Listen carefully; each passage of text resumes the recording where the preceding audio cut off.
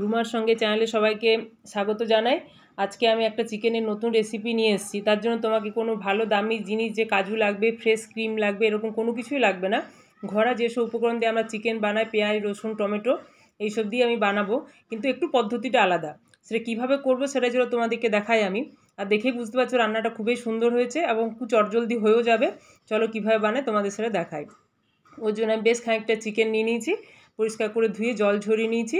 এবার এটাতে ভালো করে লেবুর রস আমি ভালো করে মাখিয়ে দেবো। ভালো করে লেবুর রস, গোলমরিচের গুঁড়ো আর একটু নুন দিয়ে ভালো করে এটাকে ম্যারিনেট করে আধ ঘন্টা 1 ঘন্টার মতো আমি এটাকে রেখে দেবো। কয়েকটা লেবুর দানা পড়ে গেছে, ওগুলো একটু বেশি ফেলে দিলাম।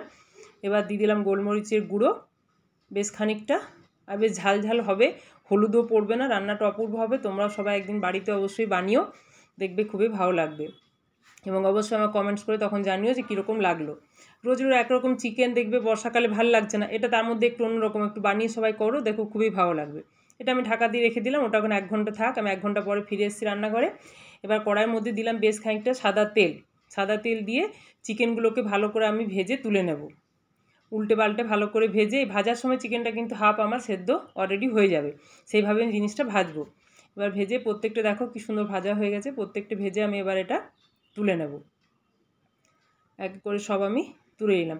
যারা আমার চ্যানেলটিকে এখনও সাবস্ক্রাইব করোনি প্লিজ সাবস্ক্রাইব করে দিও, এবং কীরকম লাগছে অবশ্যই কমেন্টস করে জানিও। এবার কিছু গোটা গরম মশলা, লবঙ্গ, এলাচ, দারচিনি এবং জায়ফল, জয়িত্রী ওটাও আমি এর মধ্যে দিয়েছি।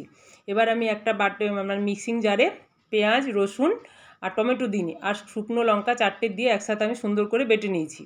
আর আদাও কিন্তু আমি এখানে এই পর্যায়ে কিছু দিইনি, শুধু পেঁয়াজ বেটেছি, রসুন বেটেছি আর শুকনো লঙ্কা দিয়ে ভালো করে বেটে এই সাদা তেলের মধ্যে এটাকে ভালো করে আমি কষাতে থাকবো যতক্ষণ না তেলটা ছেড়ে আসে। দেখো তেলটা ছেড়ে এসছে, তেলটা ছেড়ে আসা পর্যন্ত ভালো করে পেঁয়াজে কাঁচা গন্ধটা চলে যাওয়া পর্যন্ত সুন্দর করে আমি কষিয়ে নেবো।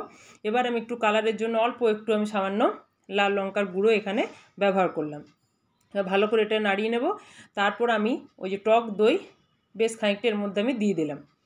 টক দইটা আমি দিয়ে দিলাম এর মধ্যে। এবার ভালো করে এটাকে একটু নাড়িয়ে নেব। টক দইটা যখন সুন্দর করে পেঁয়াজের সাথে কষানো হয়ে যাবে তখন আমি এর মধ্যে আস্তে আস্তে করে চিকেনটাকে দেবো।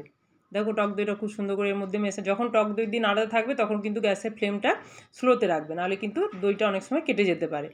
এবার ভালো করে নাড়াতে থাকবো। যখন এবার এটা নাড়ানো হয়ে গেছে, তেল বেরিয়ে এসে, তখন ওই ভেজে রাখা চিকেনগুলোকে আমি এর মধ্যে মিশিয়ে দেবো, দিয়ে ভালো করে এটাকে কষাতে থাকবো। এই পর্যায়ে এসে আমি একটা গোটা টমেটো টুকরো টুকরো করে কেটে এর মধ্যে দিয়ে দিলাম। টমেটোটা পরে দেওয়ার কারণ হচ্ছে যখন তুমি খাবে টমেটোটা পুরো গলেও যাবে না, অথচ যখন রুটি বা ভাতের বা পরোটা যার সাথে খাও না কেন একটু গোটা থাকবে, কি ভালো লাগবে। দেখো কালারটা কি সুন্দর এসেছে। এতে কিন্তু কোনো হলুদ গুঁড়োও পড়েনি বা কোনো অন্য আদার্স কোনো মশলা আমি এর মধ্যে দিইনি। এইভাবে একদিন সিম্পল বানিয়ে দেখবে, টেস্ট হবে অসাধারণ, ছাড়তে তো পারবে না, খুবই ভালো লাগবে। আর আমি আবার সবাইকে রিকোয়েস্ট করছি, যদি আমার চ্যানেলটিকে সাবস্ক্রাইব করোনি অবশ্যই সাবস্ক্রাইব করে দিও, আর কমেন্টস করে অবশ্যই জানিও আমার রান্নাগুলি তোমাদের কেমন লাগছে। দেখো কি সুন্দর হয়ে এসেছে। এবার অল্প একটু জল ওই দই ধোয়া বাটিতে দিয়ে দিলাম। দেখো কি সুন্দর হয়েছে। সবাই ভালো থেকো।